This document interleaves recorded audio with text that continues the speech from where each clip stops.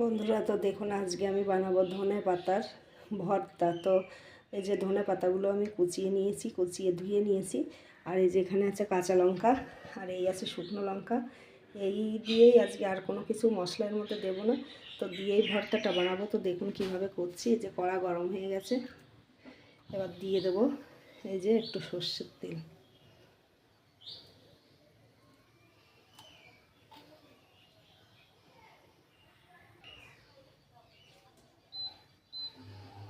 তো এই যে তেলটা গরম হয়ে গেছে, এবার শুকনো লঙ্কাটা ভেজে নেব।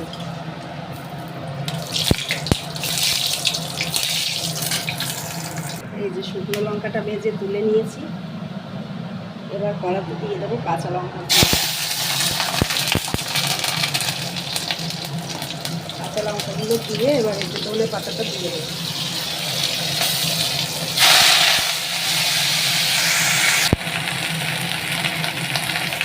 এই যে ধনে পাতাটা কড়াতে দিয়ে দিলাম, দিয়ে সামান্য একটু হলুদ দিয়ে দেবো, পরিমাণ মতো লবণ।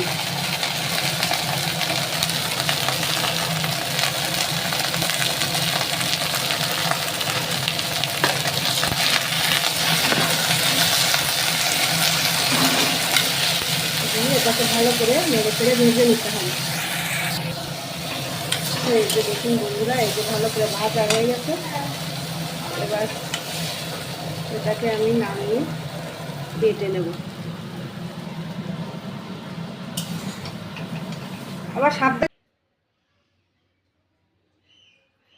তো এই যে এটাকে আবার বেটে নেব।